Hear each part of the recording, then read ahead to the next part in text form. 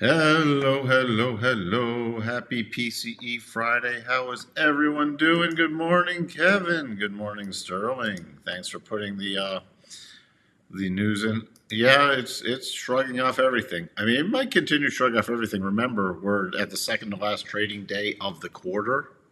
So we could easily see especially with month or quarter end window dressing, we could easily see this continue into Monday.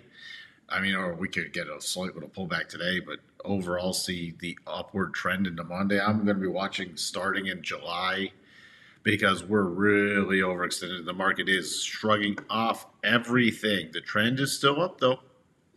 The trend is still up, but as I said yesterday, aggressively trailing short-term stops. Good morning, John. Did I say good morning? There we go. Good morning, John. Good morning, Patrick. Happy Friday to you.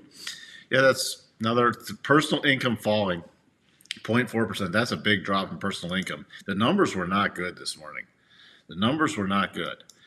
Personal spending falling. Good morning, Royal Palms. So, what else do we have? I'll get to PCE stuff in a second. Yeah, the euro keeps running. Good morning, Dean. Good morning, McRangers. Yeah, Cash Cardi was talking earlier. What else? Good morning, Martinez. All right. Hey, Rick. Good morning, Ted. All right. How is everyone doing? Now, again, I hope everyone has a wonderful, wonderful weekend. Final weekend of June. Summer already flying by. So just wanted to make sure I got that in also. But let's look at the markets now. Let's look at the markets. Core PCE coming in at 0.2, that's month over month. The year over year is 2.7. And by the way, last month was also revised higher. So it wasn't just this month. Last month was revised higher. We already covered personal income dropping, spending dropping, huge actual drop in spending. The headline number, the PCE coming in prior, and the headline year over year coming in, bumping up just a bit. That's a lot of it was due to the base effect. So that's where we sit. We have Cook and Hammock speaking. We have consumer sentiment, the final consumer sentiment and inflation expectation numbers for June coming out. And then that's pretty much a wrap besides your rig counts. Overall, just what I'm touching on, if you want to, I don't know if anybody knows about a trueflation. They actually measure price goods. Okay. And you can see, last October, November, December, it was running hot. Then the price goods collapsed in this year, but now it's climbing again. Remember, no, inflation is not just price goods; it's also services. So services inflation is not as has been more stabilized recently, but goods inflation is picking back up. So we're gonna have to keep an eye on that. That's why I keep saying, yeah, we might get different areas until we get into like a major recession, we could still see this stickier inflation around, and you're seeing that in the PCE numbers. So you can just look at trueflation if you want to monitor goods inflation. This won't show services inflation. It will show goods inflation, though. Just wanted to point that out. Going into the open, Amazon is up on an upgrade. Nike had earnings yesterday, up 10% on a beat. So that's where we sit. All the mega caps except for Microsoft are positive. So that's where we sit going into this Friday. Let's just refresh this real quick. Consumer cyclical utilities and energy leading, basic materials lagging. Fed watch still 77% for a pause in July, especially with this PCE data, unless July comes in really soft and, Kashkari was talking about maybe a first cut in September, and that's what the market is still pricing in. Fear and greed, still solidly in greed. Schiller PE, 37.5. The market just, valuations don't matter. Nothing matters. Just buy it. Also, the ratio between cap weight and equal weight in the S&P is at extremes again. If you want to look at that yourself, you just use just like SPY divided by your RSP. Apogee was the only thing that reported today, so nothing going on there. All right, little pullback since the PCE numbers came out, but nothing much. I'm paying attention to this 1 hour rotation zone, the bottom of it, coming in about 6,200 on a continued pullback in the open. And I'm looking at the top of the 4 hour rotation zone, which is about 6193. So 6193 to 6,200 on a pullback into the open are the key things. Remember, on all metrics, we are massively overbought. Look at these last 4 days. And also volume. Volume picked up a little more yesterday, but that's pathetic. Look at this. This is almost getting into a blow off top with weak volume and just climbing valuations, just going into what could be a blow off top with weekly cycles at the top.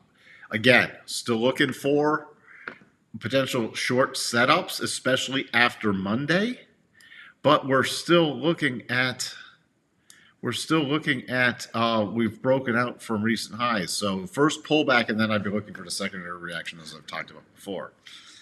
Where else we have? Let's see who else is here. Hello, Daniel. Good morning, Harold. Fear, honey badger, don't care. Hello, Charles. Good morning, Heinrich. Yeah, thank you for bringing that in, Sterling. Beat. Running on fumes. Oh, and again, I wouldn't short it with Coco's money. There'll be opportunities to short this market, but you don't short a market like this unless you're trying to call a top. There'll be times to wait for the secondary reaction that will set up more shorts. So right now, on a continued rally, we're out of harmonics until we get more positive. I mean, unless you want to use really short-term harmonics, and this is a pullback bar. I mean, if we actually get a pausing bar, then you can use something like this. Let me take volume back off. Hold on. Then you can do something like this. If we actually get a pausing bar, you could come to this last connection with the rotation zone up here. And then if you're looking for short-term harmonics, do something like that. So if this is actually a pausing bar, it'd be 62.32, 62.43 for intraday stuff should we rotate back up if we have a buying spree into the open. But as I said, I'm going to be watching possibly for a little pullback before that.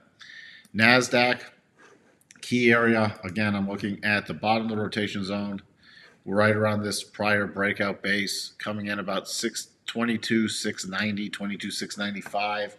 If that doesn't hold, we're about 22,655, 660 to get it reconnect with the 4 hour rotation zone. And again, if this was a pausing bar, you can use your last connection with the rotation zone up to this pausing bar. And if it rotated back up, it'd be 22,838, 22,888. Okay, those are gonna be anchored once we actually get a pausing bar, though. The Dow, come on, Dow. The Dow, still, I'm going to see if we can actually reconnect. We're trading against a very significant level right now where we've run up to, and we still have the magnet price 44,162 overhead. So we're going to see if we can actually reconnect with that before quarter end on Monday. Other than that, just watch the 1 hour and 4 hour rotation zones. The Russell trying to close above the 62.5. We'll see if it does. 21.89. The minor support level is 21.78. So we'll have to see right there. But that's what being patient on that. The VIX, again, no fear, not even a reaction off those PCE numbers. Nothing's shocking this market at all. Good morning, Tony. So, but as Sterling said, he was looking for structure more VIX. You know, we're getting down to that VIX getting very, very cheap again. So if you're looking to put on some volatility hedges, now might be a good time. And I'm not talking about short-term volatility hedges. You're going to want to go 60 to 90 days out at least. DAX, going to be seeing if this can close above the 23,954 level today. Other than that, not much to talk about there. The yields, I mean, they were already bouncing before the PC, but minor. Again, the market's shrugging off everything. Like the Fed's just going to start slashing. I mean, we've had a couple Fed speakers say they want to be more aggressive with the cuts, trying to play to Donald Trump. But overall, this no reaction.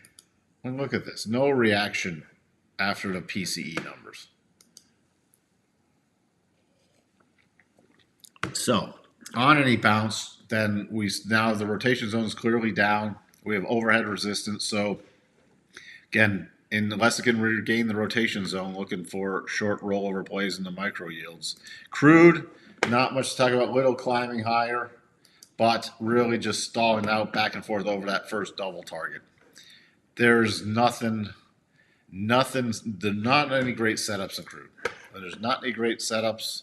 Then I sit on hands. Natty Gas does have a contract roll double that's been triggered on a 4-hour basis. So that's been triggered, and that's due to the roll gap. But it's still a valid double. Gold pulling back now through the 50, which was my first target on the pullback. If we get down below this about 32.68 level, the next key area, if we flip these around too,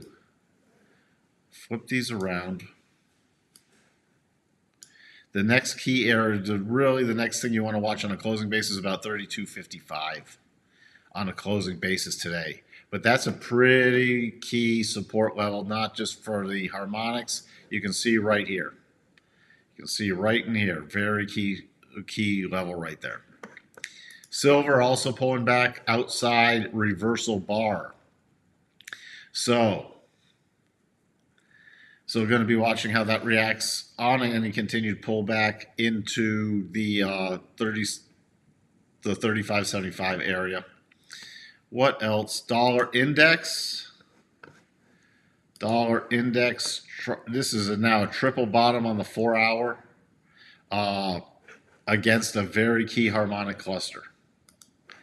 So again, trend's still down. We'll be watching again on bounce plays in the rotation zone for rollover plays still. And I believe officially, let's see, 96.53.1, 96.53.6. So still, the double is not technically off the table, but it will be.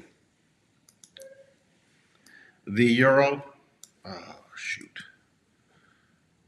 There we go. Euro stalling out at the harmonic 117.47 area. 117.47. This is technically a little mini double top. That's not a triple. It's still technically a mini double on the euro.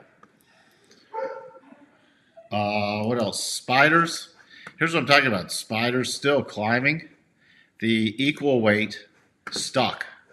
Look at how far off from highs this is versus spiders. The cap weights are just driving this market higher. Everything's getting poured into the mega caps again. So we're getting, again, don't get me wrong that we're getting some participation in the equal weights, but you can see that you aren't getting a broad following in this yet. That's not to say we could get a pause in the caps and the RSP, the equal weights, to catch up. But nothing yet.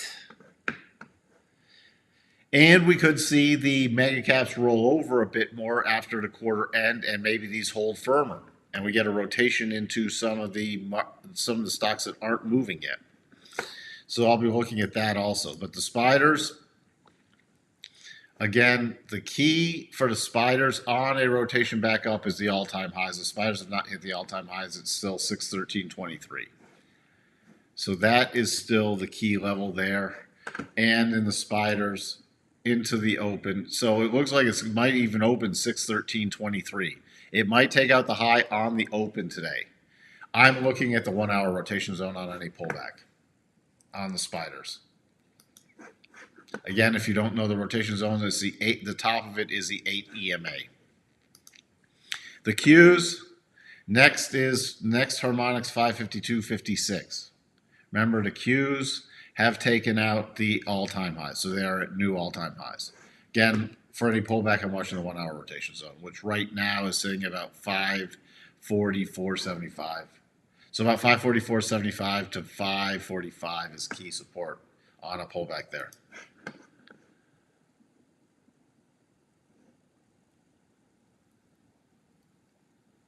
You're relying on VIX's mean reversion to determine when that mixed call spreads are in the September monthlies. Yeah, I'm really going to be focused on stuff starting beginning of July. It's set up for a broad market pullback, but nothing's triggered yet, and there's no fantastic short setups right now. So you'd just be throwing darts. And again, going into quarter end, because we're going to get, I mean, on any pullback, we're going to get if it's going to lead to a bigger pullback, you're going to get the primary pullback, then the secondary reaction. Remember that. Unless something comes out of nowhere, we're not set up. We're set up for instability, but it takes something out of nowhere to get into just a vertical drop. Remember, lots of more times you get rounded tops. You get rounded tops before pullbacks. Okay. So, Tesla, not much to talk about there. NVIDIA, forgot to move this one. NVIDIA still at all-time highs. But again, pullback would be coming into the breakout area on like NVIDIA. And NVIDIA's really still driving this thing higher. Broadcom, again, we'd be coming back into the rotation zone on any pullback, and it's broken out to new highs. So you have a lot of key support in this stuff. That's why I'll be watching for any pullbacks for then the bounce move to see how strong that is. The probability shifted long term, or will a reduction in valuations be required for that to happen?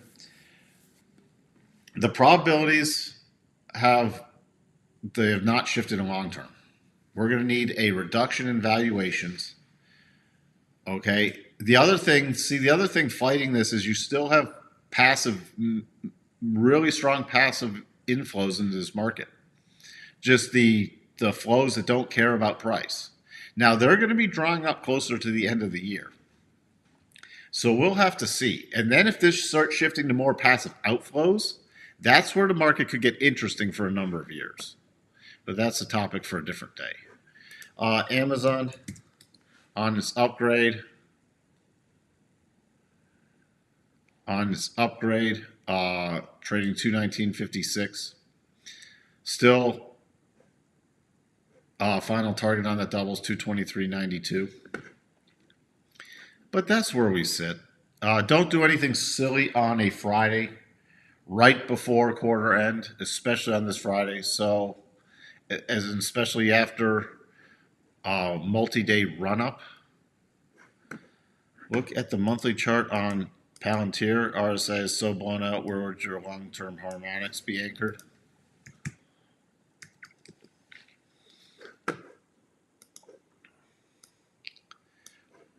I mean, long-term harmonics on a monthly chart. They have to be anchored back from this spike high. That's the only pausing bar. So if you're doing long-term harmonics, it would be anchored from the low, and this thing's up like this. So on a continued move, you'd still be looking at 152.56 to about 155. This is insane. And look at the value. Look at this thing. Like price to earnings ratio, 624. That requires massive earnings upside. Okay. Now you have, I'm not going to comment on politics, but you also have a wedging up pattern here. Would I be short Palantir yet? No. But that's where your longer term harmonics would be anchored.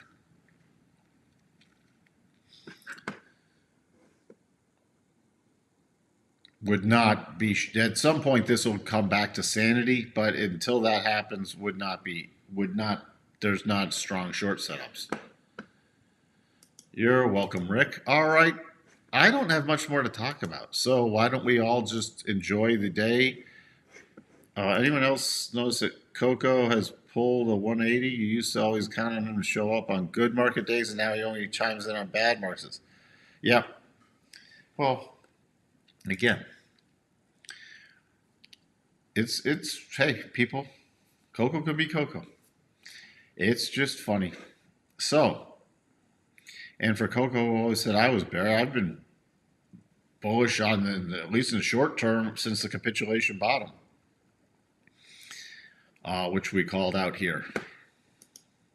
So, again, I would just be trailing on short term stuff. I'd be trailing more aggressively. On medium term stuff, would give it would have to really start. I mean, even if we pulled back into the weekly rotation zone, wouldn't do anything yet. So, also remember we did get that's the monthly rotation zone. So we got our monthly percent beat buy last month and falling through nicely. The weekly rotation zone, the bottom is still right around 58.50, 58.55. So, I mean, you could pull back into that, was still not doing major technical damage. Do I see ZS or a weekly double or triple? What do you want? Do you want soybeans?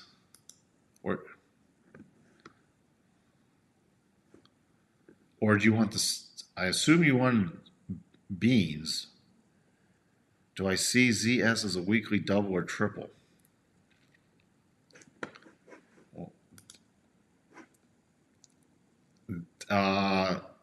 That's just a breakdown from consolidation. That is an absolute mess. There's neither there. If anything, it was just a breakdown from consolidation. So when you have something like that, here's what I do. I mean, I use the harmonics areas as a target and look for areas like first target area would be, just in front of this 10, 11. And then a breakdown from there. Look how the harmonics line up with prior price action. That's what I would use. I don't bother trying to trade that as a double or triple.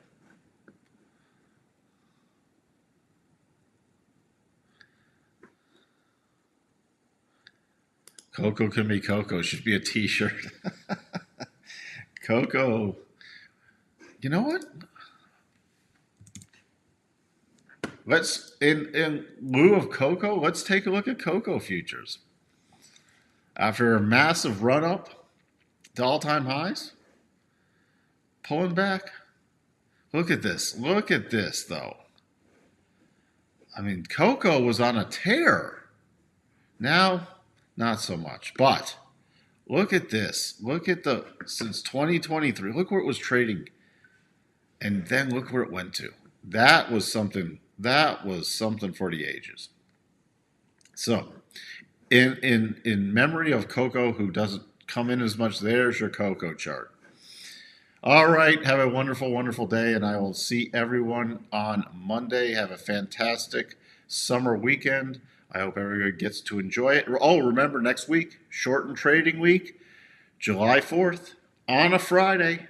So, we got a nice 3-day weekend to look forward to next week, beginning of July. With that, I'll talk to everyone later. Bye for now.